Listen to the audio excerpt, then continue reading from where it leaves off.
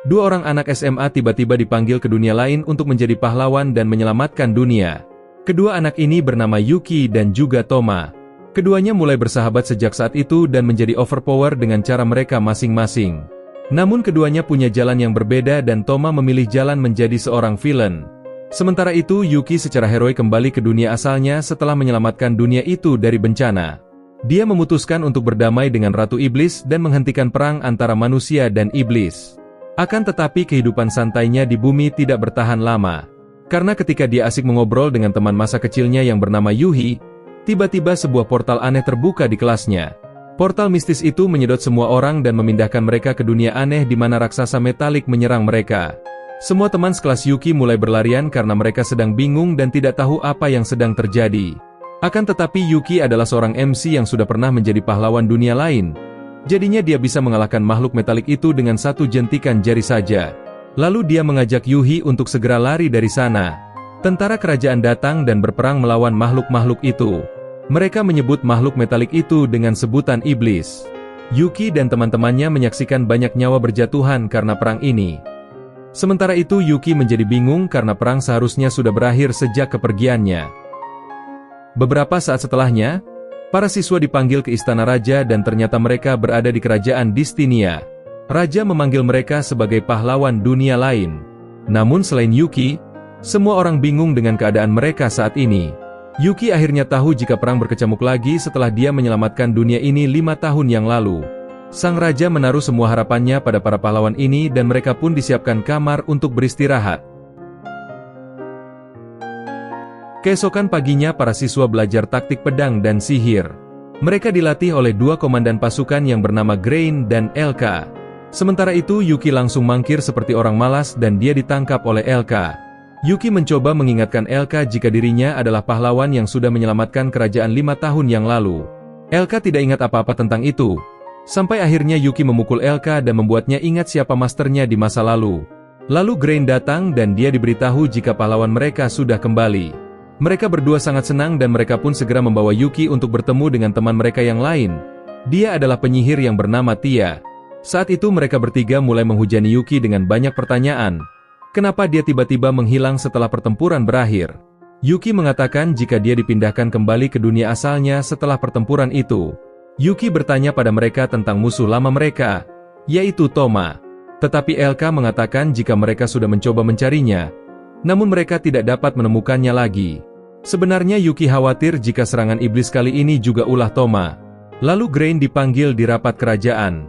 Di sana sang raja menyatakan perang dan akan bertarung habis-habisan melawan iblis. Tetapi Grain mencoba meminta rajanya itu untuk menunggu perwakilan kerajaan yang dikirim ke kastil iblis lebih dulu. Namun raja yang sudah serakah ini mengabaikan Grain. Dia mengatakan jika mereka seharusnya tidak pernah mendengarkan nasihat bodoh dari pahlawan 5 tahun lalu untuk hidup damai dengan iblis. Sore itu Yuki menemui Yuhi dan memujinya karena punya bakat sihir. Tetapi Yuhi sebenarnya sedih karena latihan ini adalah latihan untuk menyakiti orang lain. Namun Yuhi akan berusaha untuk melindungi Yuki jika memang dia punya kekuatan untuk melakukannya. Selanjutnya Grain dan yang lainnya memberitahu Yuki jika perang tidak dapat dihindari lagi. Jadi Yuki memutuskan untuk menghentikan pertempuran ini sekali lagi. Namun kali ini Yuki akan bertarung sendirian. Karena dia juga tahu kalau mereka tidak bisa meninggalkan kerajaan sekarang. Sebelum melanjutkan misi ini, Yuki ingin mengambil pedangnya dulu yaitu Kuromaru. Yuki dan teman-temannya menyusup ke gudang kerajaan untuk mengambil pedang itu. Lalu Grain dan Tia akan mengalihkan perhatian para pasukan yang berdatangan. Setelah itu Yuki akan pergi ke dunia luar dan dia diantar oleh Elka keluar gerbang. Saat itu Yuhi berlari ke arahnya dengan mata berkaca-kaca. Dia khawatir dengan Yuki yang sepertinya akan pergi dan melakukan sesuatu yang berbahaya. Yuki mengatakan jika dia hanya akan bertemu dengan kenalan lama untuk menghentikan perang. Sebelum dia pergi, Yuhi menata rambutnya dengan sihir api dan angin yang baru dia pelajari. Yuhi berjanji pada Yuki kalau dia akan menjadi lebih kuat lagi saat mereka bertemu lagi di masa depan. Di sisi lain, kita sedikit flashback di masa lalu. Saat itu Yuki sedang berada di rumah kakek pengrajin dan ingin membeli aksesoris. Dia sedang berdebat dengan kakek itu karena harga dirinya tinggi. Tetapi Yuki memberikan sekantung emas dan membuat kakek itu mau menjualnya. Lalu ada seorang gadis yang merupakan cucu kakek itu. Dia bernama Ruri. Kakek memberikan sedikit nasihat pada Ruri sebelum dia meninggal. Lalu kita kembali ke masa kini. Ruri ingin menyelesaikan pekerjaan terakhir kakeknya.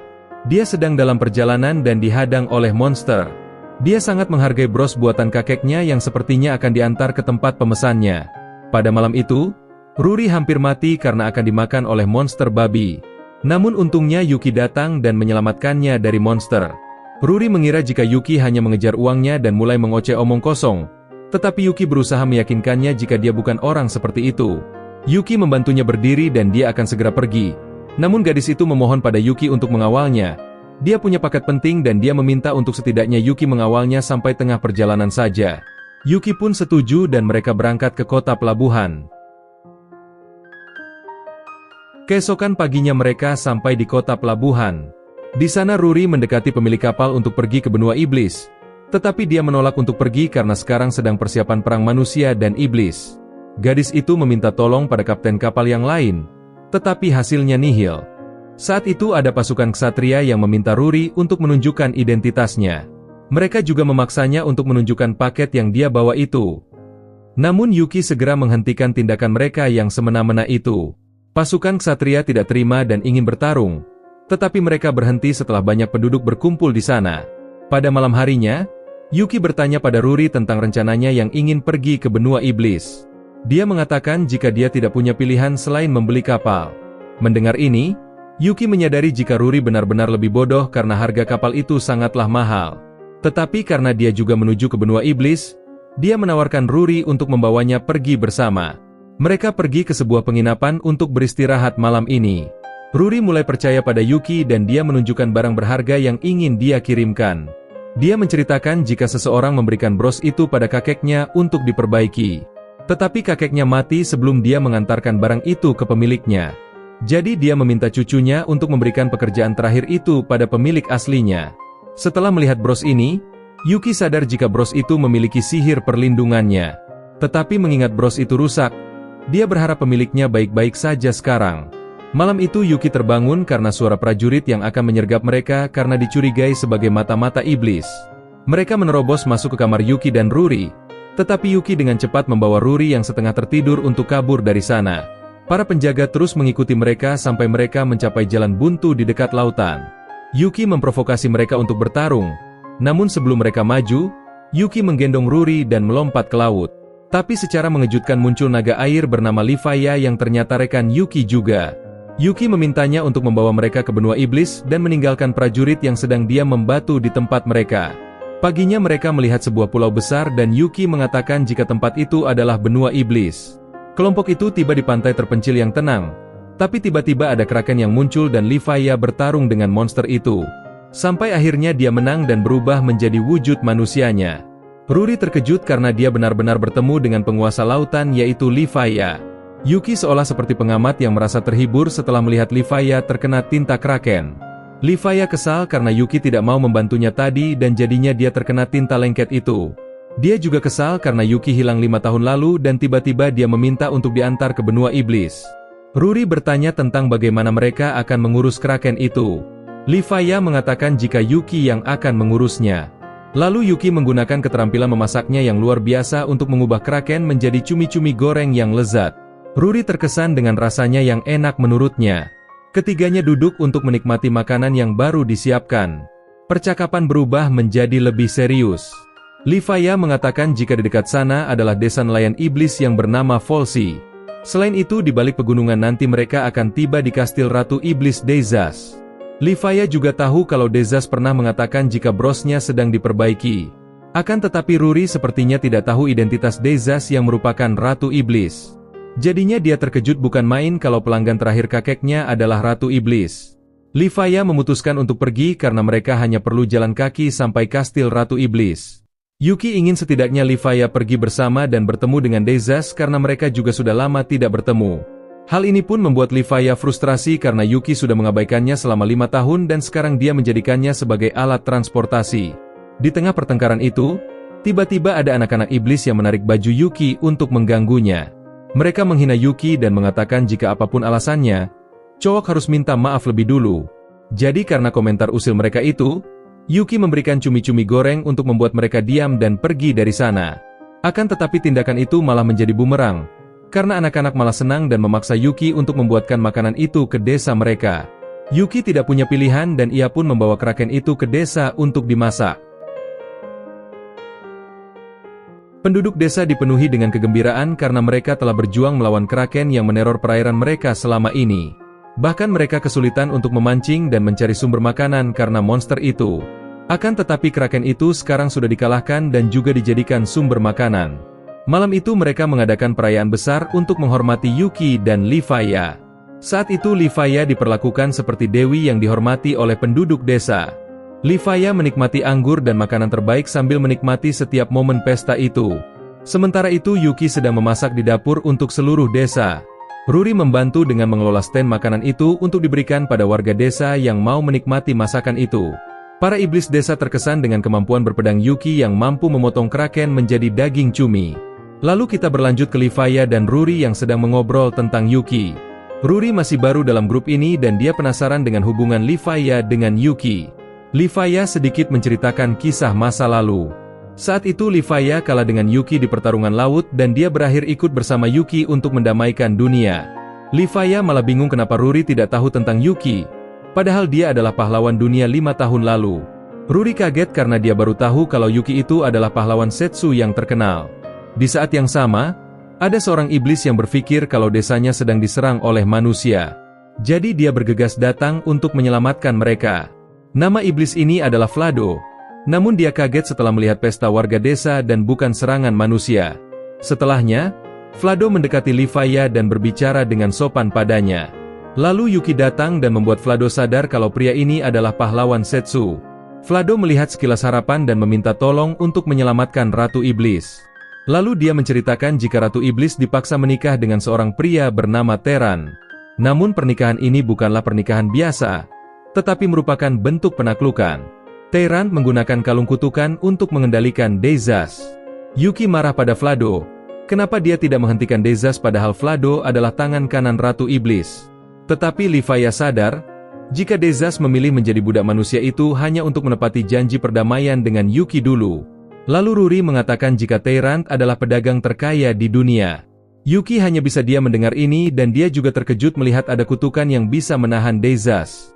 Vlado mengatakan jika Teran tidak dapat dipercaya dan pernikahan ini hanya sekadar triknya untuk mendapatkan kekuasaan. Yuki dan Livaya tidak bisa membiarkan temannya melakukan hal bodoh seperti itu. Jadi mereka pun berangkat untuk menyelamatkan Dezas. Sebelum pergi, Vlado memperingatkan Yuki jika Teran punya pengawal yang cukup kuat yang selalu menjaganya. Jadi dia meminta Yuki untuk menyimpan sihirnya untuk melawan pengawal itu. Saat dalam perjalanan, Livaya mengamuk dan mengalahkan banyak monster di jalan menuju kastil. Livaya menggunakan cakarnya yang tajam untuk merobek monster yang datang. Saat itu Livaya teringat jika dia dulu tidak tertarik dengan daratan. Akan tetapi Yuki sudah mengajarinya betapa indah dunia ini. Saat itu Yuki merasa jika perang kali ini bukanlah kebetulan seperti dulu. Karena entah itu manusia ataupun iblis sama-sama mengklaim kalau mereka diserang duluan. Jadi orang yang paling mencurigakan adalah Teran ini. Dia tiba-tiba datang dengan kalung kutukan di tengah perang yang akan berkecamuk. Pada akhirnya, mereka berdua sampai di kastil Ratu Iblis dan Yuki bersiap untuk menghajar pria bernama Teran itu. Lalu kita sedikit flashback. Dezas ingat jika dia adalah penguasa benua iblis. Jadi dia merasa kalau dia harus melindungi rakyatnya dan terus berperang dengan manusia. Namun di tengah orang itu, Yukilah yang mengunjungi Dezas dan mengulurkan tangan persahabatan untuk menghentikan perang itu. Dia ingin membuat perjanjian damai untuk manusia dan iblis. Jadi saat itulah Yuki memberikan bros yang cantik sebagai simbol persahabatan mereka.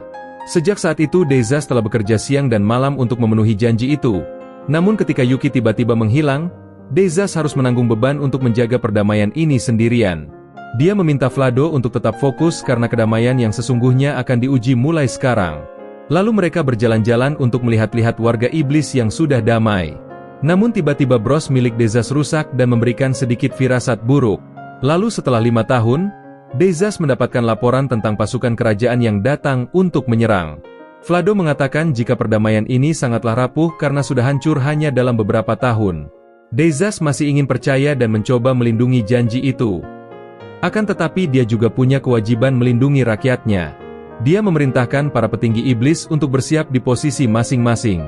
Dia juga meminta bawahannya yaitu Zion dan Lamina untuk mencari tahu apa yang sedang terjadi di kerajaan. Namun setelah sebulan berlalu, Zion dan Lamina menghilang tanpa jejak. Lalu kita melihat para prajurit iblis mengisi gudang dengan senjata perang. Mereka semakin benci pada manusia karena mengkhianati kedamaian. Mereka semua menganggap jika perdamaian itu hanyalah omong kosong manusia. Akan tetapi mereka tetap percaya pada raja mereka yang akan menemukan solusi untuk menyelamatkan mereka dari krisis.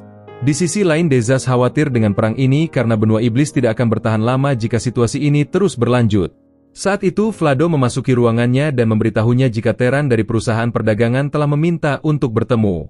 Teran memasuki ruangan dan mulai mengatakan banyak omong kosong tentang pernikahan. Namun Teran tampaknya serius dengan tawaran itu. Dia bahkan sudah menyiapkan kalung kutukan untuk menekan Dezas. Dia dengan sombongnya mengatakan kalau dia bisa saja menghentikan perang dengan kekuatan uangnya. Sebagai gantinya, Dezas harus menikahinya. Akan tetapi Dezas sadar kalau pernikahan itu hanyalah upaya Teran untuk menjadikan Dezas sebagai budaknya. Para petinggi iblis meminta ratunya untuk menolak omong kosong pria ini. Namun Dezas yang masih ingin menepati janjinya dengan Yuki, ia pun berkata kalau dia akan memikirkannya lebih dulu. Setelah Teran pergi, kita melihat Dezas yang terus memikirkan tawaran Teran. Dia bertanya-tanya, apakah ini satu-satunya cara untuk menepati janjinya dengan Yuki? Tiba-tiba Vlado memasuki ruangan dan meminta rajanya untuk tidak menerima tawaran itu, karena dia dan pasukannya siap berperang untuk sang ratu sampai akhir hidup mereka. Mendengar ini, Dezas tersenyum dan mengatakan kalau dia akan menerima tawaran itu, karena dia sangat mencintai kerajaannya dan tidak mau rakyatnya mati demi dirinya. Lalu kita kembali ke masa kini. Hari pernikahan sudah dimulai dan kita melihat Teran yang terpesona dengan kecantikan Dezas. Para iblis yang hadir di sana sangat kesal dan tidak mau mengakui pernikahan itu. Dezas memakai gaun pengantin putih dan perlahan dia berjalan menuju tempat pernikahan. Lalu mereka diminta untuk mengatakan sumpah janji mereka sebelum menikah. Teran dengan semangat mengatakan jika dia akan menjalin hubungan budak dan majikan dengan Dezas. Dia juga mengumumkan kalau dia akan menjadi penguasa benua iblis baru setelah ini. Teran akan memasangkan kalung kutukan itu ke leher Dezas. Dezas hanya bisa pasrah dan ingin setidaknya bertemu dengan Yuki untuk terakhir kalinya. Saat itulah Yuki datang dengan senyuman untuk menyelamatkan Dezas. Lalu kita diperlihatkan Ruri dan Vlado yang sedang dalam perjalanan ke kastil juga. Lalu kita juga melihat Teran yang pengecut ketakutan melihat Yuki. Lalu dia meminta anak buahnya untuk menyerang Yuki. Livaya juga menerobos masuk dan mengalahkan anak buah Teran. Dezas sangat senang melihat Livaya dan mereka sedikit bercanda di pertemuan itu. Tapi tiba-tiba seorang pria aneh berjubah menyerang Livaya dengan sihir bayangan. Pria itu meremehkan Livaya karena dia bukan apa-apa jika berada di daratan. Sebelum dia menyerang Livaya lagi, Yuki menghentikan serangan bayangan itu dan menghajar pria berjubah dari belakang. Yuki mengeluarkan pedangnya dan mengancam jika mereka harus membayar karena sudah membuat Dezas menangis. Pria itu tersenyum dan mengatakan jika tuannya pasti akan senang dengan hal ini. Sebenarnya dia tidak menduga kalau pahlawan Setsu akan muncul. Lalu dia bergegas pergi dan memberitahu tuannya dengan kemunculan pahlawan ini. Setelah itu Dezas memeluk Yuki sambil mengeluh dan dia juga sudah merindukannya sejak lama. Dia juga kesal karena Yuki tiba-tiba menghilang tanpa sebab dan meninggalkannya. Dezas menangis bahagia dan Livaya meminta mereka untuk mengurus orang-orang di sana. Ternyata anak buah Teran adalah tentara sihir yang dibuat dengan kutukan. Yuki melepaskan jubah salah satu tentara itu dan tiba-tiba tubuhnya menghilang seperti udara. Ketika Yuki mengambil kalung kutukan, dia sadar jika orang yang berada di balik semua kutukan ini tidak lain adalah Toma. Dezas dipenuhi kegembiraan dan dia akan membantu Yuki menyelesaikan masalah ini. Namun Yuki meminta Dezas untuk mengurus masalah di sana dan dia akan mengunjungi Regulus. Regulus adalah raja hewan dan mereka bisa mendapatkan sekutu yang kuat. Namun di sana Livaya sadar jika dirinya akan menjadi pengganti kapal untuk pergi ke sana. Di saat yang sama, Ruri datang berlari untuk bertemu dengan Yuki. Namun Vlado sangat syok setelah melihat kastil Ratu Iblis sudah hancur berantakan.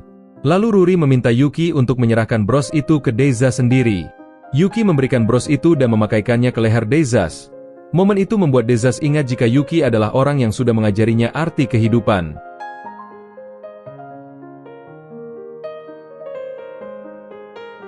Setelah itu Yuki bersiap untuk pergi ke tempat Regulus. Dia mengatakan pada Dezas jika dunia sudah damai nanti, dia akan mengajak Dezas jalan-jalan kemanapun dia mau. Namun Vlado berpikir jika dunia damai sekalipun bukan berarti raja boleh meninggalkan negerinya. Ruri juga mengatakan pada Yuki jika Deza sudah mengizinkannya untuk membuka tokonya sendiri di benua iblis. Saat itu Vlado maju dan berterima kasih pada Yuki karena telah menyelamatkan rajanya.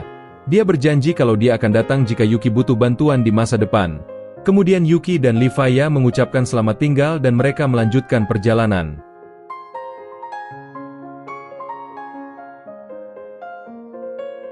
Kita beralih ke flashback Yuhi. Saat itu Yuhi merasa kalau Yuki adalah orang yang kurang ramah dan tidak suka dengan orang lain. Tetapi karena mereka bertetangga, Yuhi akhirnya sadar jika Yuki adalah orang yang baik dan ramah. Suatu hari, saat berjalan pulang, mereka melihat papan reklame dengan poster Akademi Elit. Yuhi bertanya pada Yuki apakah dia bisa masuk akademi ini, karena dia juga ingin pergi ke sekolah menengah yang sama dengan Yuki. Akan tetapi Yuki menjawabnya dengan dingin. Dia mengatakan kalau Yuhi tidak perlu memaksakan diri untuk masuk di sekolah yang sama dengan dirinya. Hal ini pun membuat Yuhi kesal. Namun dia tetap berusaha untuk melakukan yang terbaik di simulasi ujian nasional. Yuhi sedih setelah tahu kalau nilainya sangat rendah dan mungkin susah baginya untuk bersama Yuki. Saat dalam perjalanan pulang, sekelompok pria menghalangi jalan sambil mengatakan jika beberapa hal yang membuat Yuhi sedih. Mereka mengatakan untuk menyerah jika ada sesuatu yang ada di luar kemampuannya. Mereka memaksa Yuhi untuk bersenang-senang saja dengan mereka. Namun Yuki datang ke sana dan menghentikan mereka. Yuki mengatakan pada Yuhi jika yang mereka katakan tadi itu ada benarnya karena Yuhi tidak perlu memaksakan diri. Melihat Yuhi kecewa, Yuki pun siap membantunya belajar mulai sekarang.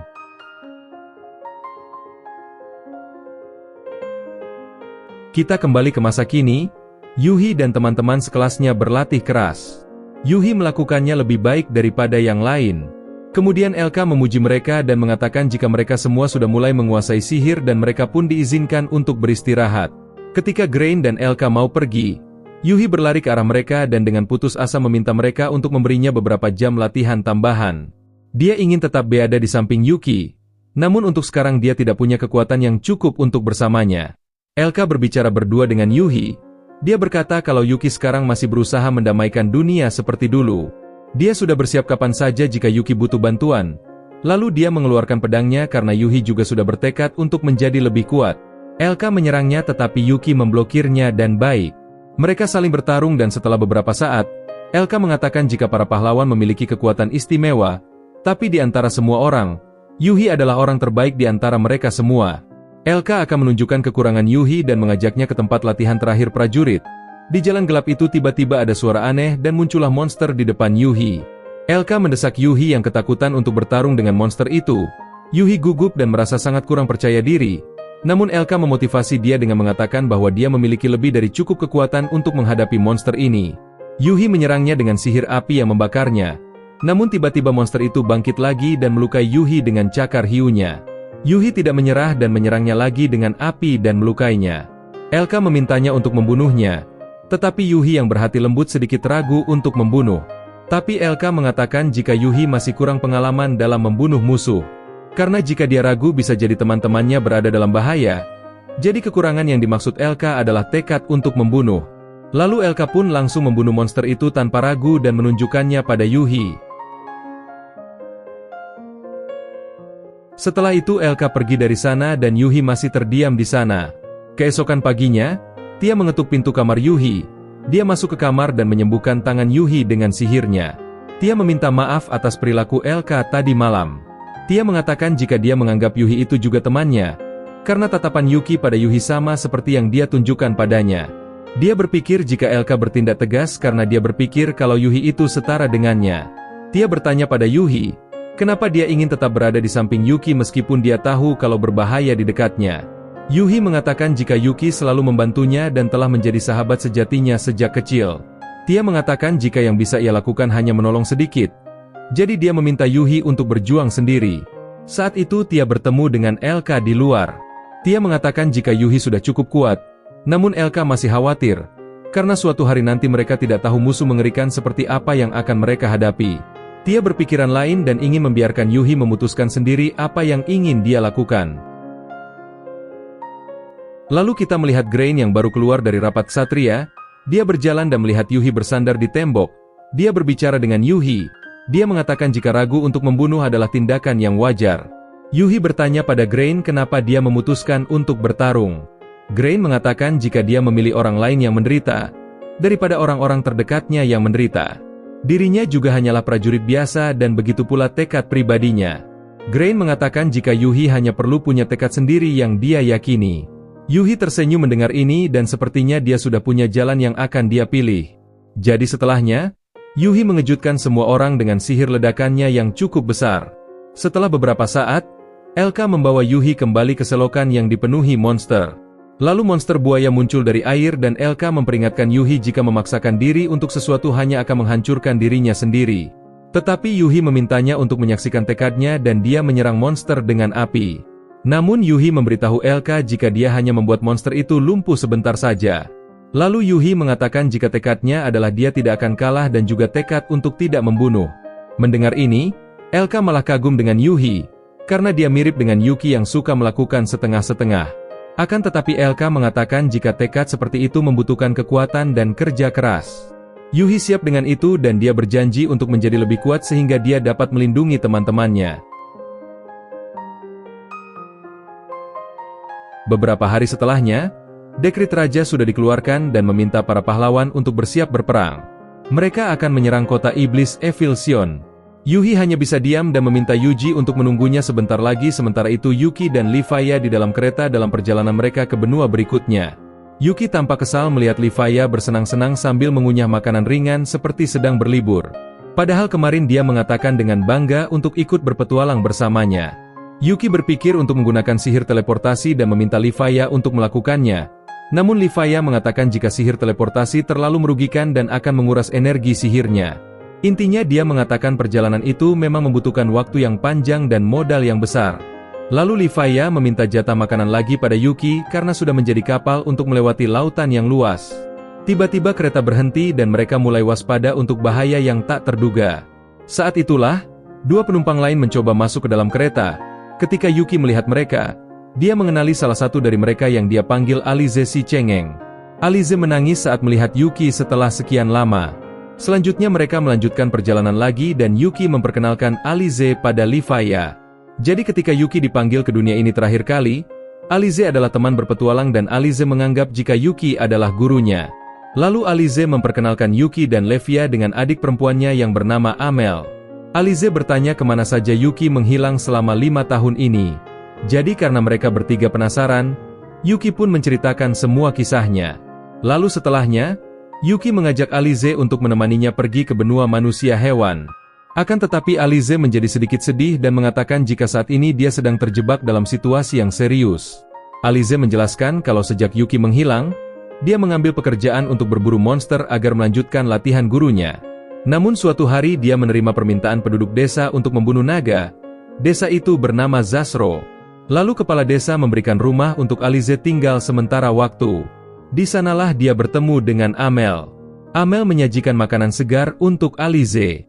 Lalu Amel menceritakan jika dia tinggal di rumah ini bersama kakak laki-lakinya. Sebenarnya Amel bukan putri dari desa ini dan dia hanya adik angkat kakaknya itu. Tetapi dia sangat khawatir dengan kakaknya yang belum pulang sejak kemunculan naga. Mendengar hal ini, Alize mengatakan jika setelah pekerjaan ini selesai, dia akan tinggal sementara waktu karena dia juga sudah sedikit kelelahan setelah perjalanan panjang. Lalu Alize berkata jika selama dia tinggal di sini, Amel bisa menganggapnya kakak juga. Mendengar cerita ini, Yuki bertanya apakah saudara laki-laki Amel hilang karena naga membunuhnya. Tetapi Alize mengatakan jika kejadiannya tidak seperti itu, karena setiap kali naga menyerang, beberapa penduduk desa hilang dan anehnya tidak ada tanda-tanda apapun setelah serangan itu. Anehnya, semua orang menghilang tanpa meninggalkan jejak apapun. Setelah itu Alize mau bertarung dengan memotong jimat penangkal monster. Amel khawatir jika itu malah akan membuat Alize diserang naga. Tetapi itu memanglah rencana Alize. Jadi dia meminta Amel untuk segera kembali ke rumah karena tempat itu kemungkinan akan segera menjadi medan pertarungan. Malam harinya tepat seperti yang dia rencanakan. Naga raksasa muncul di sana dan Alize bertarung dengan naga itu.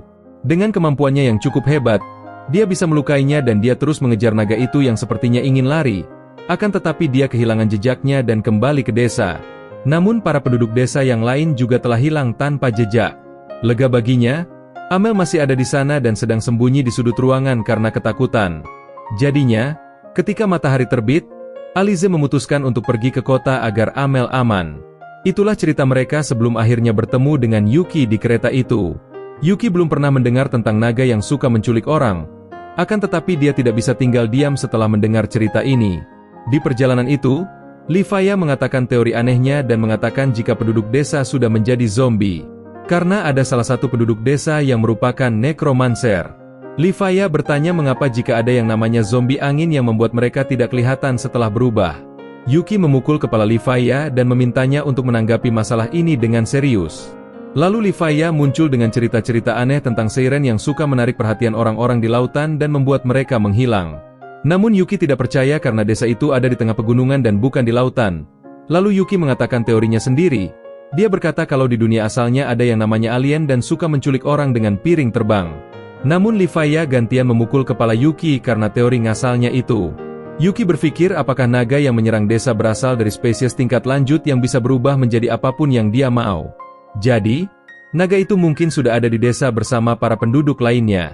Di tengah perbincangan itu, kereta mendadak berhenti dan Pak Kusir mengatakan jika mereka tidak akan dapat melanjutkan perjalanan karena banjir. Setelah ini Alize masih belum menyerah untuk mencari petunjuk tentang hilangnya para penduduk desa. Yuki semakin penasaran, kenapa naga itu terus menyerang desa. Livia mengatakan jika energi sihir bisa memancing monster untuk datang. Jadi jika ada orang yang menggunakan sihir besar bukan tidak mungkin para monster akan berdatangan. Yuki mengatakan jika manusia tidak mungkin menghilang seperti uap. Satu-satunya yang bisa dia pikirkan adalah sihir teleportasi. Artinya, sihir itu memancing naga untuk mendekat dan para penduduk sudah berpindah tempat dengan teleportasi. Jadi menurutnya bukan naga muncul dan orang akan hilang, akan tetapi malah sebaliknya. Mungkin mereka diculik seseorang dan ketika itu terjadi, naga menjadi terpancing dengan sihir dan datang ke desa. Yuki mencurigai Amel karena dia tahu kalau sihir teleportasi tidak bisa disiapkan dalam sekejap. Jadi di sana kebetulan ada orang yang datang ke desa 2 tahun lalu. Orang yang dimaksud adalah Amel. Amel tidak mau mengakui dan berkata kalau dia adalah korban. Lalu Yuki mengatakan jika yang mencurigakan dari Amel bukan hanya itu, karena tadi Amel juga sadar identitas Livia sebagai dewa laut. Padahal tidak ada yang memberitahunya tentang hal itu. Akhirnya, Amel mengungkapkan wajah aslinya dan dia langsung menyerang dengan kekuatan aneh mata birunya. Yuki bergegas melindungi Alize dan Livia. Ternyata Amel adalah naga yang menyamar jadi penduduk desa. Alize sedih melihat kejadian ini. Yuki meminta muridnya itu untuk melakukan sesuatu. Jadi mereka berdua bertarung bersama. Livia mendukung dengan sihir airnya. Naga itu terdorong mundur dan ingin lari. Tetapi Alize mampu mengalahkannya dan naga itu menghilang seperti debu. Alize hanya bisa diam setelah membunuh adik yang dia sayangi. Setelahnya, Yuki langsung pergi dan dia percaya dengan muridnya bisa mengatasi masalahnya sendiri. Tapi ternyata saat ini Alize malah bertemu dengan Amel yang dia kira sudah mati. Ternyata dia menggunakan para penduduk desa menjadi tentara kutukan dan berencana memulai perang. Lalu dia mengungkapkan identitas aslinya, yaitu Meular sang pawang monster. Itu adalah nama yang diberikan tuanya yaitu Toma. Lalu kita beralih ke benua manusia hewan. Kita melihat seorang anak yang bernama Shiro sedang pulang setelah memburu monster. Dia dicintai oleh orang-orang desa. Karena setiap kali dia pulang berburu, para penduduk desa memberinya segala macam makanan seperti daging, buah, dan susu untuknya. Saat ini saudara perempuan Shiro juga sedang sakit. Saat pulang, semua orang tersenyum setiap kali berpapasan dengannya. Lalu sorenya, Shiro sampai di rumah dan kita melihat adiknya yaitu Mineko. Dia sedang dalam keadaan yang buruk dan tampak pucat. Shiro memberikan dia obat dan dia meminta maaf karena sudah menyusahkannya. Mineko berjanji kalau dia tidak akan kalah dengan penyakitnya. Di sisi lain, Livia dan Yuki juga sudah sampai di desa manusia hewan. Namun tidak ada kapal yang tersedia untuk mereka saat ini. Semua tukang perahu mengusir mereka. Jadi Yuki meminta Livia menjadi perahu lagi dan mengantarkannya. Livia kesal dan mengatakan kalau dia tidak akan menjadi perahu lagi karena dia sudah berenang selama 3 hari. Yuki meminta maaf padanya dan mengatakan jika dia adalah satu-satunya yang bisa dia andalkan saat itu. Perkataan itu membuat Livia tersentuh dan dia bisa berenang lagi jika istirahat 1 malam. Namun tukang kapal memberitahu mereka jika perahu akan tersedia besok. Yuki langsung senang dan hal ini membuat Livia kesal melihat dua laki-laki ini tidak bisa baca situasi. Lalu kita melihat Shiro datang ke sebuah toko untuk membeli obat. Pemilik toko itu bernama Kuro. Kuro sangat peduli pada Shiro karena dia sedang berjuang menyembuhkan adiknya. Kita masuk ke masalah utamanya. Kuro memberikan misi pembunuhan untuk membunuh Yuki. Kuro mengatakan jika misi ini berhasil, Shiro bisa mendapatkan uang untuk berfoya-foya seumur hidupnya. Bahkan dia bisa menyembuhkan adiknya tanpa perlu khawatir dengan biayanya. Seketika Yuki dan Levi masuk ke tempat itu yang ternyata adalah penginapan. Kuro menyambut mereka dan memberikan kamar untuk mereka berdua. Yuki sedang santai padahal dia sedang diawasi oleh orang yang akan membunuhnya. Saat itu Kuro menyarankan Yuki untuk datang ke restoran mewah di dekat sana. Restoran itu menyediakan makanan tradisional dari desa manusia hewan. Saat ini Shiro sedang memberi makan adiknya yang sakit. Namun Mineko tampak kurang nafsu makan. Dia meminta maaf pada saudarinya yang sudah memasak makanan itu. Shiro serius memikirkan tentang misi pembunuhan setelah melihat adiknya ini. Shiro membawa makanan itu ke dapur dan berkata kalau dia akan segera kembali. Pada malam itu, Shiro datang ke penginapan dan bertemu dengan Kuro. Kuro memberitahu Shiro jika Yuki dan Levi tertidur lelap sekarang ini. Sebelum melaksanakan eksekusi, Shiro bertanya apakah dia boleh memanggil Kuro dengan sebutan kakak. Dia ingin tinggal bersama dengan adiknya dan Kuro setelah misi ini. Kuro mengatakan jika Shiro bisa memanggilnya dengan apapun setelah menyelesaikan misi ini. Kuro memberikan kunci kamar Yuki untuk eksekusi malam itu. Shiro masuk ke kamar Yuki dan langsung membunuhnya dengan cakar tajamnya. Namun Yuki sadar dengan hal itu dan dia menendang Shiro sampai keluar jendela. Yuki bertanya pada Shiro, apakah dia juga salah satu bawahan Toma? Shiro tidak tahu siapa Toma itu dan dia punya alasan khusus untuk membunuh Yuki.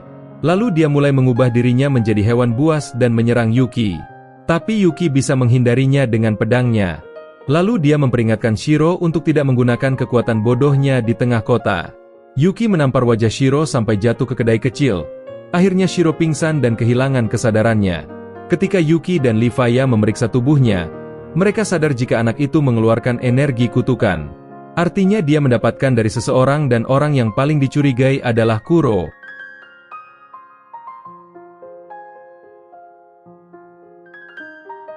Setelah beberapa saat, Shiro bangun dan dia sudah berada di rumahnya.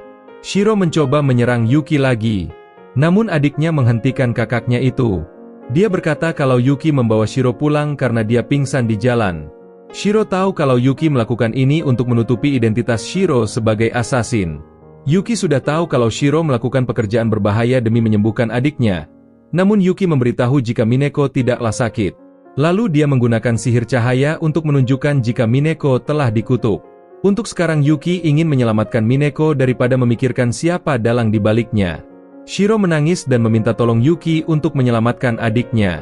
Lalu Yuki tersenyum dan dia bertanya apakah Mineko bisa bertahan meski sedikit sakit.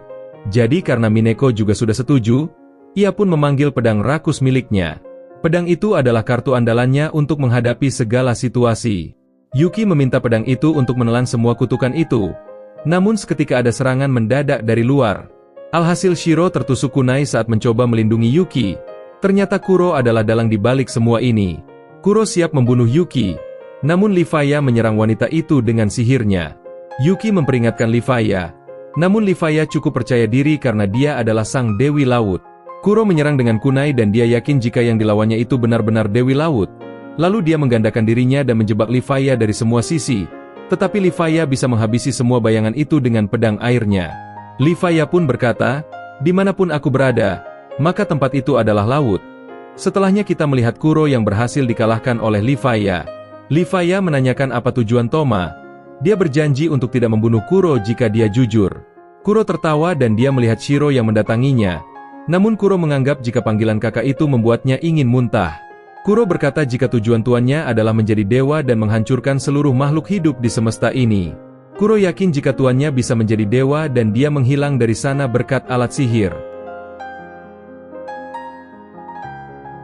Setelahnya, Yuki datang dan mengatakan jika Mineko baik-baik saja sekarang.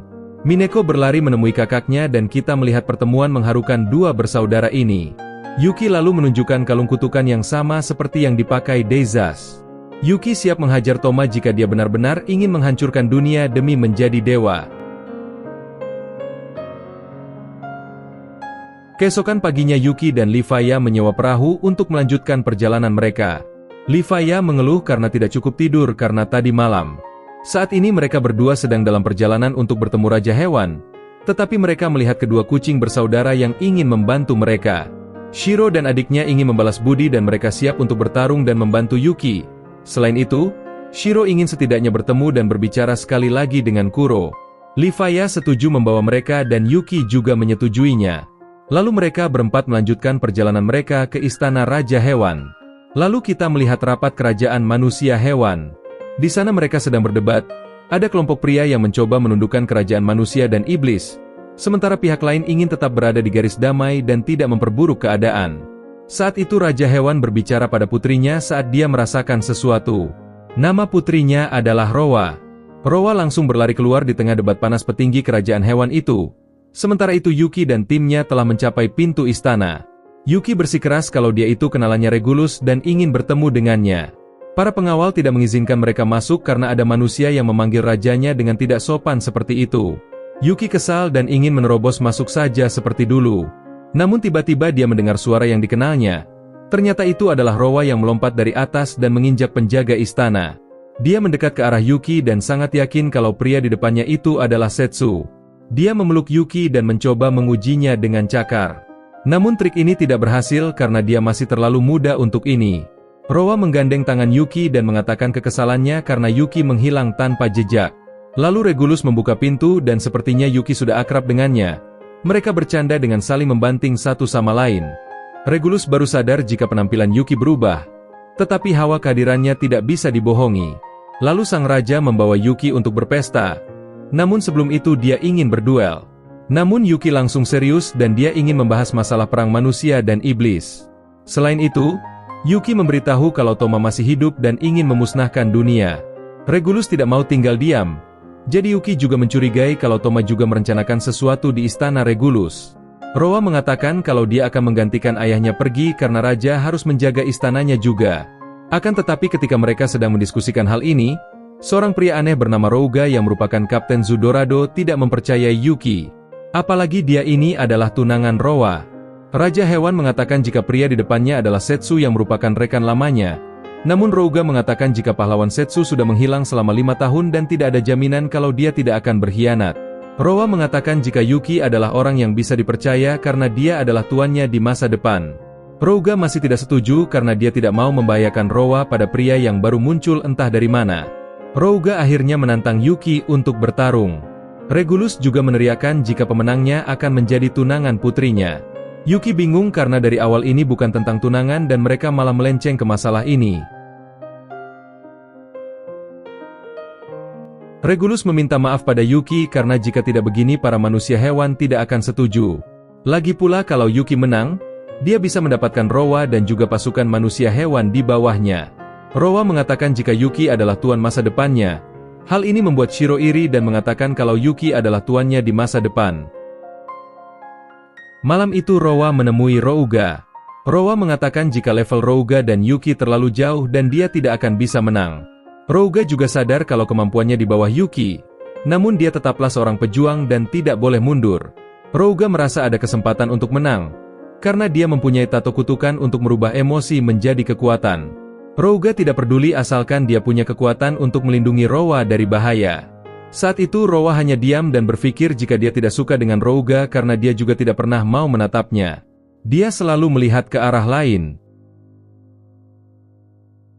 Keesokan paginya, para penduduk bersorak untuk Rouga dan memintanya memberi pelajaran pada manusia itu. Lalu kita melihat Shiro dan adiknya yang mendukung Yuki. Yuki dan Rouga akan saling berhadapan. Yuki tidak pernah menyangka akan ada banyak orang yang datang. Tapi Rowa mengatakan pada Yuki jika orang-orang di kerajaan ini menyukai festival pertarungan.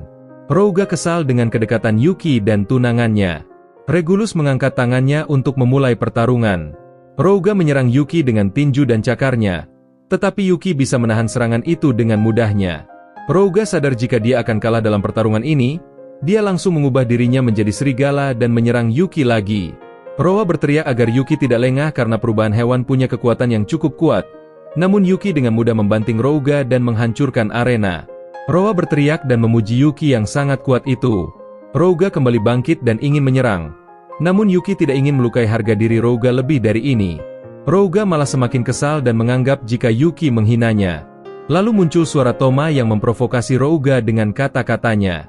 Akhirnya, Dia mengingat kenangan lama ketika Yuki datang dan merebut Rowa darinya. Lalu Rouga mengeluarkan aura mengerikan dan tato kutukan mulai aktif. Rouga menggunakan kekuatan kutukan dan mendorong Yuki. Regulus meminta para pasukan untuk evakuasi. Lalu Livia juga melemparkan pedang ke arah Yuki. Yuki langsung menggunakan pedang itu dan melukai Rouga. Rouga maju dan terus menyerang tanpa henti. Yuki memotong tangan Rouga, tetapi masih bisa beregenerasi. Rowa mencoba menghentikan Rouga agar dia kembali sadar. Yuki meminta Rowa untuk tidak bertindak sembarangan. Yuki juga tidak mau membiarkan Rouga mati dan dia akan mencoba membebaskannya dari kutukan. Yuki mau menggunakan pedang rakusnya untuk menelan kutukan Rouga, tetapi seketika Toma muncul di sana dan mengatakan jika dia tidak akan membiarkan sampah ini mengganggu Yuki. Rouga mati dan Toma muncul dari energi kutukan Rouga. Rowa marah dan Yuki mencoba mencegahnya mendekati Toma karena berbahaya. Toma menghina Rowa dan berniat membunuhnya.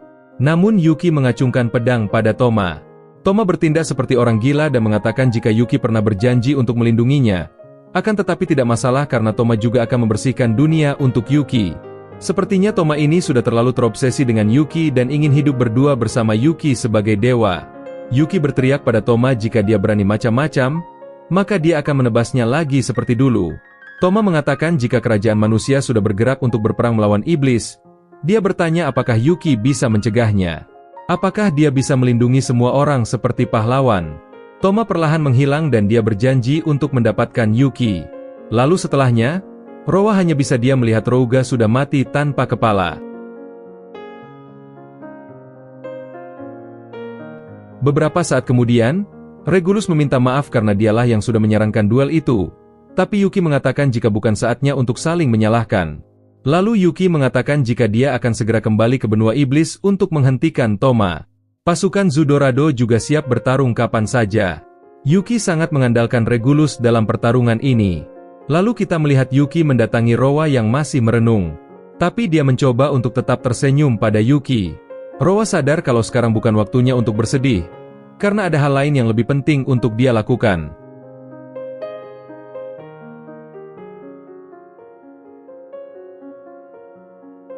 Kita sedikit flashback ke 10 tahun yang lalu.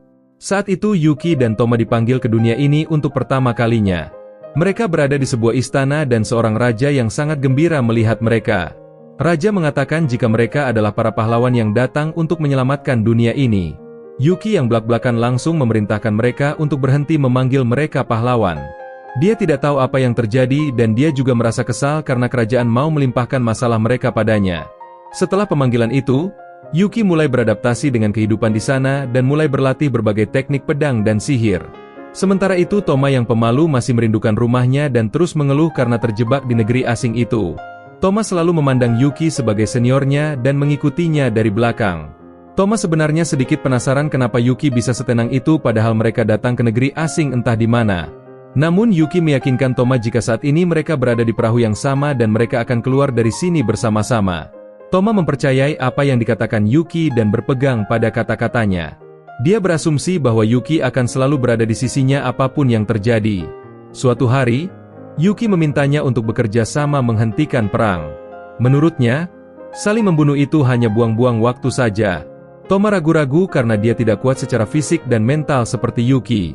Yuki meyakinkan Toma jika mereka itu pahlawan yang terpilih. Lagi pula mereka tidak tahu apakah mereka bisa melakukan sesuatu sebelum mereka mencobanya.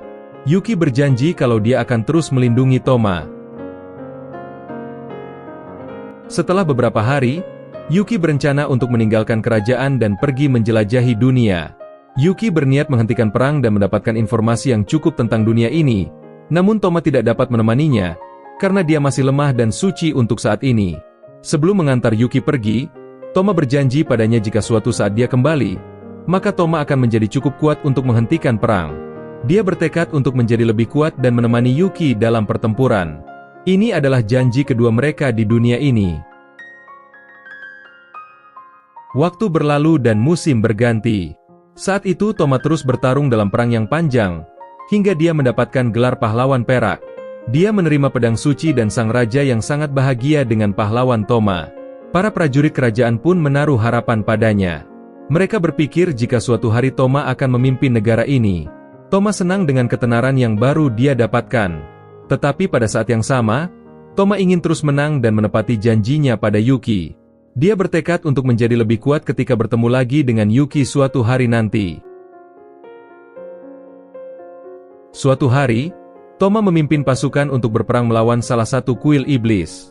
Dia membunuh banyak iblis dan memasuki gua aneh dengan patung wanita tanpa kepala. Patung itu memegang kalung dengan kutukan. Tiba-tiba gua itu menyala dan patung itu mulai berbicara padanya.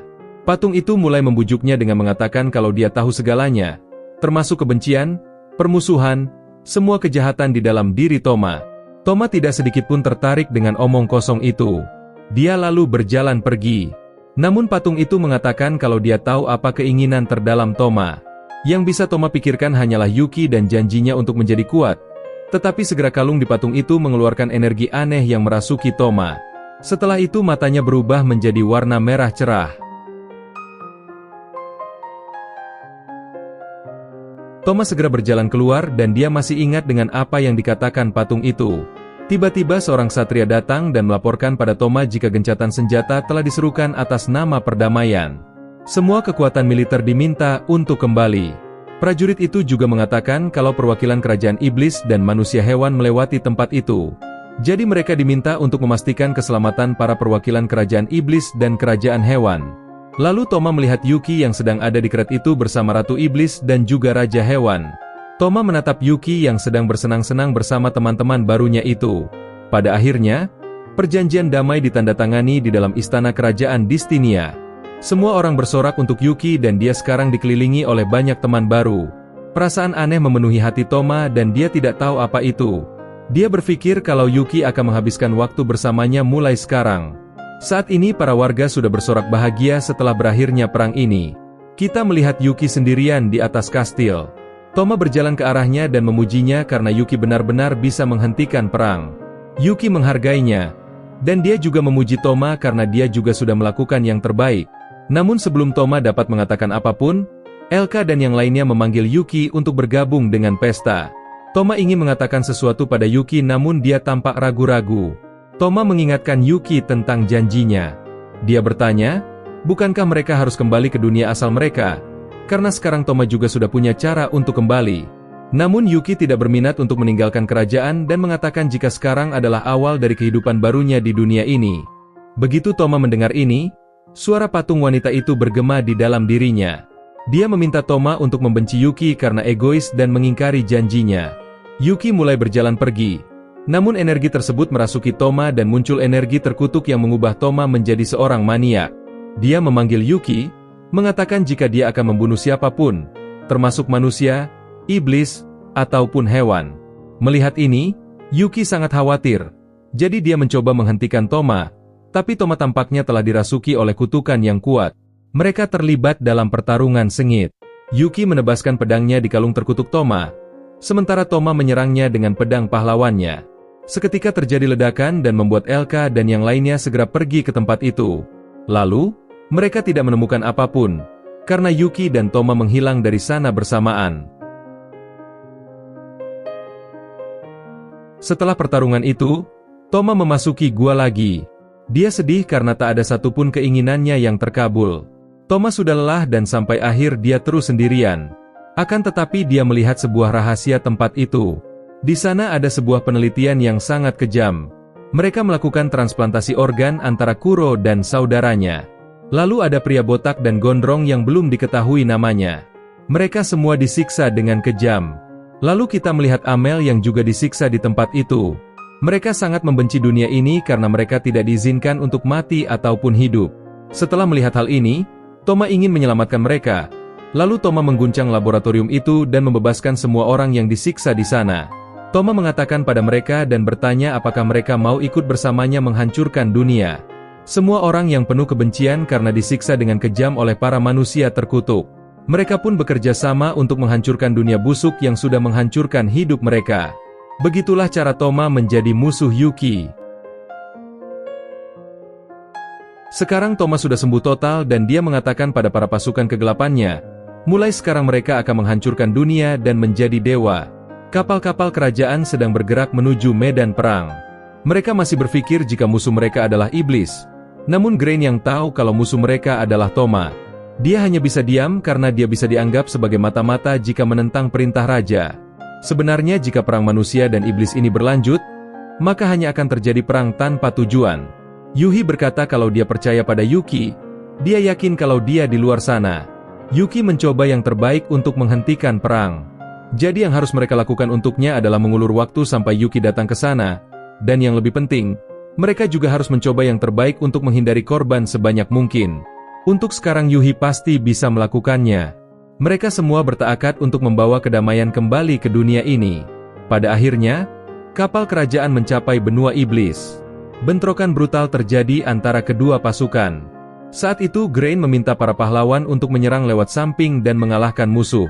Sementara itu Jenderal Manusia memerintahkan prajuritnya untuk menembak gudang iblis dengan sihir. Sementara Jenderal Iblis memerintahkan bawahannya untuk terus membunuh musuh sebanyak mungkin.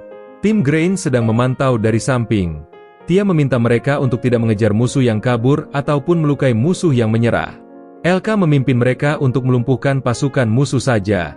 Para pahlawan juga ikut bertarung meskipun mereka sedang ketakutan. Lalu ada teman Yuhi yang ketakutan di medan perang. Yuhi membantunya dan dia melindungi gadis itu.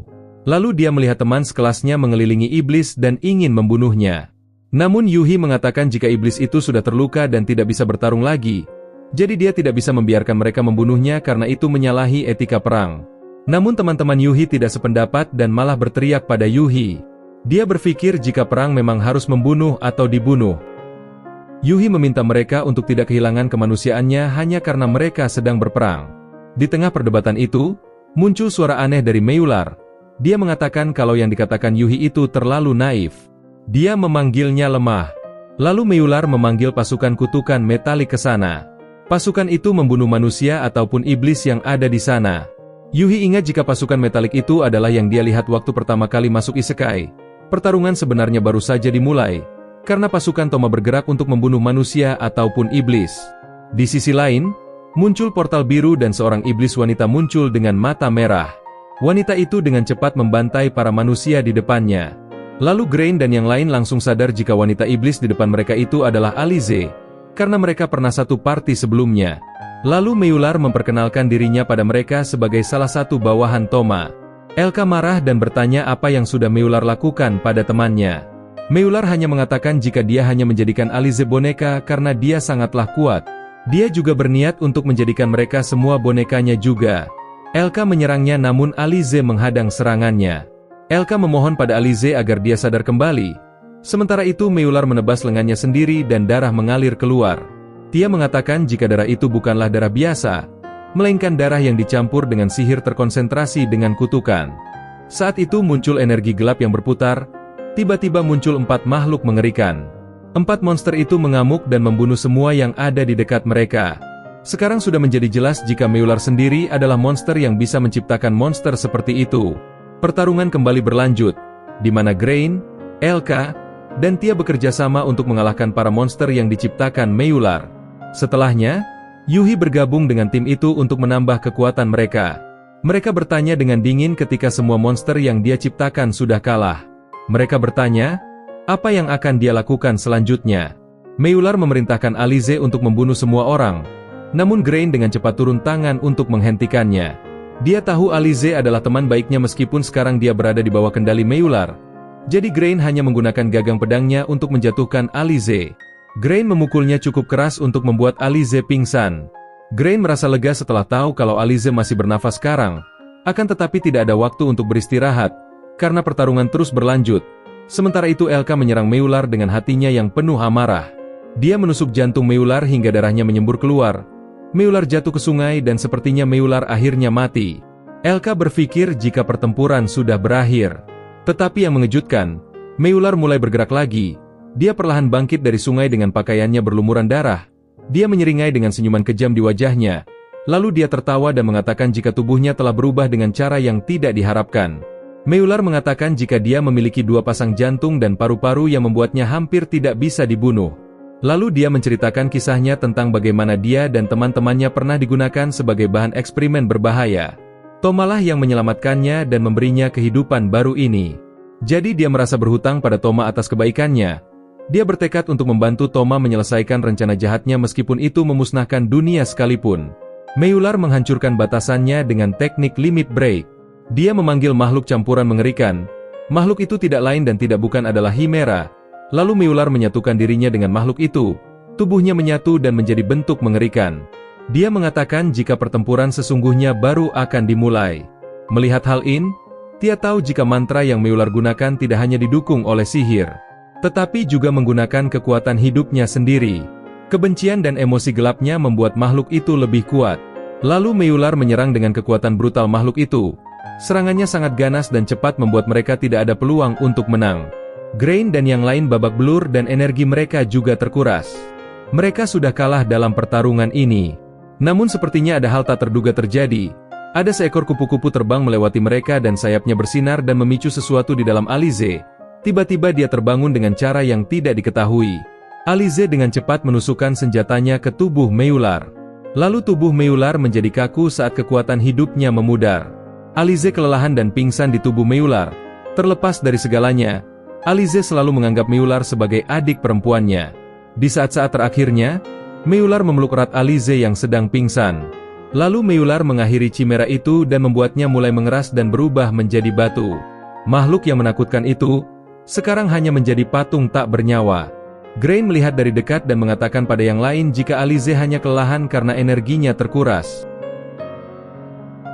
Tepat ketika mereka mengira perang sudah berakhir, tangan aneh muncul dari sungai dan mereka melihat bawahan Toma lainnya yang bernama Shadow. Yuhi ingin mengambil alih mulai sekarang. Semua setuju untuk membiarkan Yuhi bertarung dengan Shadow. Karena mereka juga sudah tidak punya energi lagi untuk bertarung. Tetapi sebelum mereka bertarung, mereka merasakan energi sihir familiar yang tidak lain dan tidak bukan adalah Yuki. Yuki muncul di antara Shadow dan Yuhi. Dia berkata pada semuanya kalau dia akan menangani semuanya mulai sekarang. Di lain tempat, kita melihat Regulus yang mendapat laporan jika pasukan mereka sudah siap bertempur. Regulus memerintahkan mereka untuk segera berangkat untuk pertempuran. Lalu kita kembali ke medan perang. Yuki melihat Shadow dan dia sadar jika dia adalah pria berjubah yang waktu itu. Alih-alih melawan Yuki, Shadow malah penasaran kenapa Yuki begitu peduli dengan orang-orang di belakangnya. Padahal dibandingkan dengan kekuatan Yuki, mereka semua sama halnya seperti serangga. Dia mengoceh. Apakah Yuki melihat kebahagiaan dengan membantu yang lemah? Yuki mengatakan jika dia tidak peduli dengan omong kosong seperti kesenangan dan kebahagiaan, karena yang dia lakukan hanyalah melindungi orang yang berharga baginya. Lalu Yuki juga berkata kalau dia akan melindungi dunia bukan karena dia pahlawan, tetapi dia melakukannya karena dia ingin. Di sisi lain, Kuro berhadapan dengan Shiro dan adiknya. Shiro masih ingin percaya jika Kuro adalah kakak yang baik, namun panggilan kakak ini membuat Kuro merasa muak setelah apa yang terjadi di masa lalu. Shiro sedih dan berpikir apakah mereka harus bertarung. Lalu Mineko bersiap bertarung demi kakaknya yang masih ragu. Namun jika ini masalah adiknya, Shiro akan bertarung demi melindunginya. Kuro menyerang mereka dengan ganas menggunakan kunai miliknya. Lalu dua saudari melawan balik dengan kerjasama mereka yang luar biasa. Pertarungan mencapai puncaknya, di mana Mineko menggunakan tendangan kuatnya untuk menjatuhkan Kuro. Ketika melihat kondisi Kuro, Shiro khawatir dengan adiknya. Shiro berpikir jika pertarungan sudah berakhir. Tampaknya Kuro sangat muak jika melihat kedua saudari ini dan ia pun melepaskan kekuatan sejatinya. Dia menggunakan kekuatan yang dihasilkan dari transplantasi laboratorium. Muncul tentakel tangan yang mengikat Mineko. Lalu tangan tentakel itu menyerang Shiro. Kuro terus menyerang hingga membuat Shiro terhuyung-huyung karena serangan itu. Dia menjebak Shiro dan Mineko dengan tentakelnya. Kuro mulai mengutuk mereka berdua karena percaya pada hubungan saudara seperti itu. Dia berteriak kalau mereka hanya orang bodoh yang percaya pada hal seperti itu. Seketika Shiro memegang tangan Mineko dan mereka mengaktifkan kekuatan penggabungan hewan. Mereka berdua berubah menjadi satu dan kekuatannya meningkat pesat. Mereka berdua Kuro dan bertekad untuk mengakhiri semuanya sekarang. Mereka melesat dan langsung memotong tentakel Kuro. Jadinya mereka berhasil mengalahkan Kuro yang saat ini terbaring tidak berdaya di tanah. Sebelum dia mati, Shiro bertanya apakah Kuro juga punya saudara. Di sini kita melihat kalau ketiga saudara Kuro sudah dibunuh, dan sekarang mereka menjadi tentakel-tentakel di tubuh Kuro karena eksperimen kejam itu. Saat itu Shiro meminta adiknya untuk tidak memikirkan kematian Kuro terlalu dalam, karena pertarungan mereka masih belum berakhir.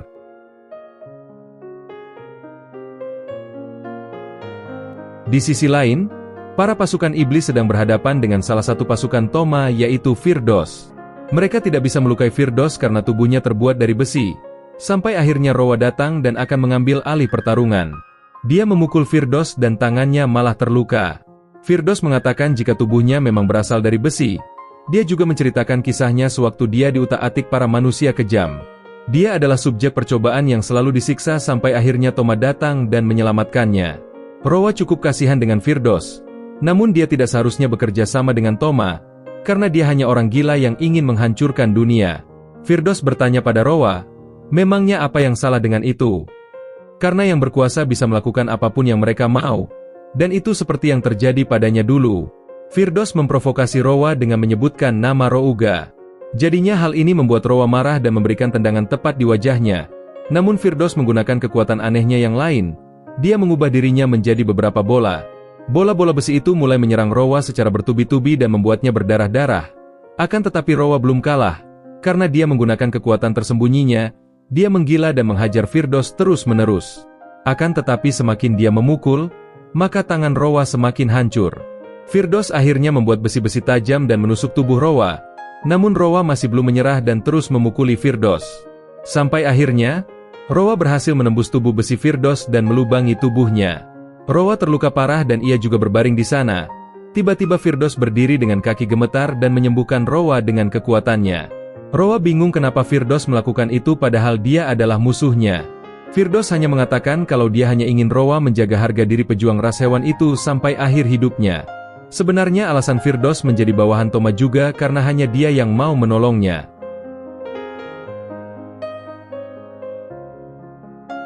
Sementara itu Yuki berhadapan dengan Shadow. Tetapi Shadow bukanlah tandingan Yuki.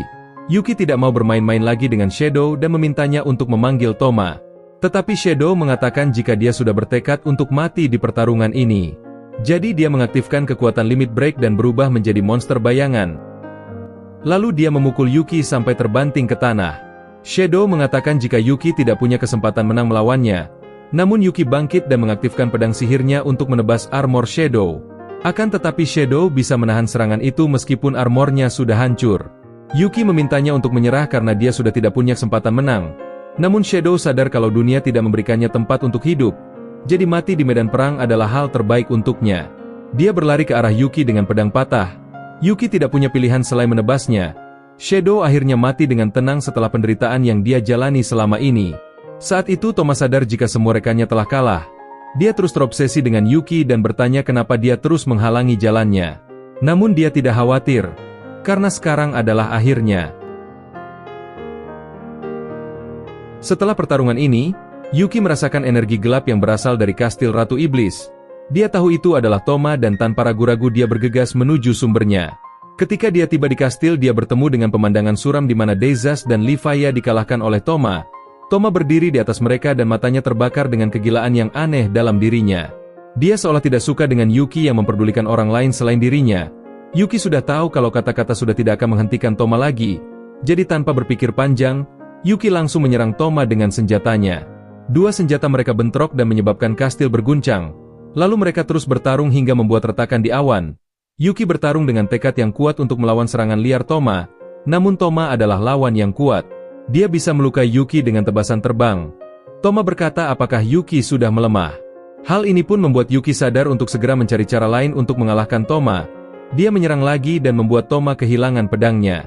Tetapi alih-alih mengambil pedangnya, Yuki malah membuang pedangnya juga dan bertarung dengan tangan kosong.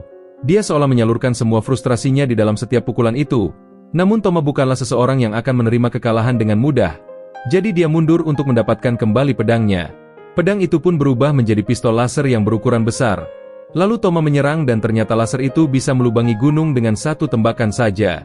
Melihat ini, membuat Yuki sedikit tegang karena dia tidak bisa membiarkan Toma menembakkan laser itu terus-terusan. Yuki hanya bisa bertahan menghadapi serangan beruntun Toma. Dia hanya terus menghindar dan terus menghindar. Namun Yuki masih punya senjata andalan yaitu pedang rakusnya. Pedang itu menyerap kekuatan laser dan menelannya. Saat pertarungan berkecamuk, teman-teman Yuki datang ke sana dan membuat Yuki lega karena mereka semua aman. Mental Toma menjadi tidak stabil dan menjadi gila. Dia berpikir jika Yuki terus meninggalkannya sendirian. Rasa marah dan takut ini membuat Yuki sadar kalau Toma sedang dikendalikan kutukan. Kekuatan limit break Toma telah mengubah senjatanya menjadi bentuk yang keren. Toma menyerang Yuki dengan ganas yang membuat Yuki kesulitan melawan balik. Sampai akhirnya, Yuki tidak bisa menghindar lagi karena Toma mengarahkan senjatanya ke arah teman-teman Yuki berada. Yuki menggunakan pedang rakusnya untuk menelan tembakan laser itu. Ada laser yang lolos. Namun untungnya teman-teman Yuki bisa menghalau serangan itu. Yuki yang sudah kesal dengan Toma, dia langsung meluncurkan serangkaian tebasan terbang yang langsung menghancurkan armor Toma. Yuki memanfaatkan momen itu dan melakukan serangan terakhirnya untuk menebas Toma. Namun Toma yang sudah berdarah-darah, masih belum kalah. Dia mengingat semua momen bersama dengan Yuki dan ini menjadi kekuatan baru untuknya. Toma kembali berevolusi dan senjatanya tampaknya lebih kuat. Serangan meriam laser kali ini sangat kuat dan membuat Yuki jatuh ke tanah. Toma turun ke sana dan dia tidak percaya bisa mengalahkan Yuki. Dia membuktikan jika pemikirannya lah yang benar dan dunia memang harus dihancurkan. Namun Yuki malah memuji Toma dan mengatakan jika dia memang sudah menjadi lebih kuat. Namun jika Toma sudah kehilangan banyak hal, maka dia tidak akan pernah bisa menang darinya. Toma menggunakan sihir dimensi dan menggunakan pedang rakus untuk melahap bumi. Toma ketakutan dan berteriak kalau dia tidak mau mati. Toma meminta Yuki mengampuninya karena yang dia lakukan hanya untuk menepati janjinya dengan Yuki. Sampai akhirnya, Toma sadar kalau yang dia inginkan hanyalah berada di samping Yuki. Setelah selesainya pertarungan, Yuki memandangi salju dan melihat Toma yang dia selamatkan dari kegelapan. Dia senang setelah Toma membuka matanya lagi. Dia bingung kenapa Yuki mau menyelamatkan dirinya yang merupakan musuh.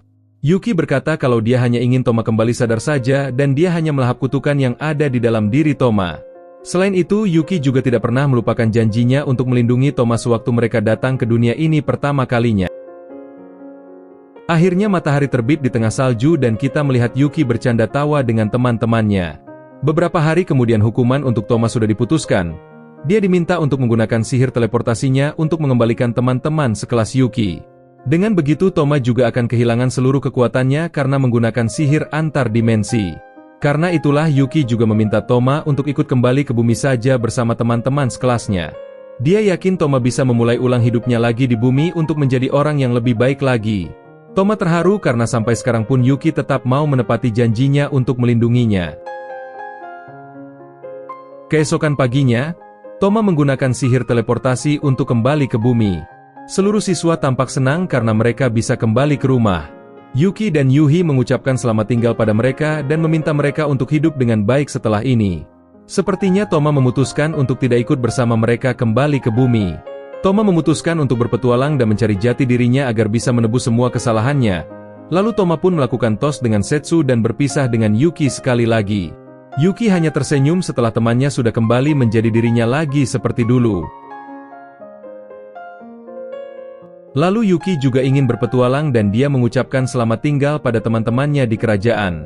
Sepertinya Yuhi juga ingin ikut bersama Yuki karena dia ingin selalu berada di samping Yuki. Mereka berdua mengucapkan selamat tinggal pada teman-teman mereka yang lain dan berbalik untuk memulai perjalanan mereka. Akhirnya perjalanan mereka berdua dimulai sekarang. Mereka menemui Livaya yang sangat senang bisa melihat Setsu lagi. Lalu ada Kraken muncul dan kita melihat Livaya bertarung dengan Kraken itu dan Yuki hanya menonton seperti biasa. Selanjutnya Yuki dan Yuhi bertemu dengan Dezas di dunia iblis yang sedang memulihkan dunia iblis. Di sana mereka juga melihat Ruri yang sangat senang bisa berjualan di dunia iblis.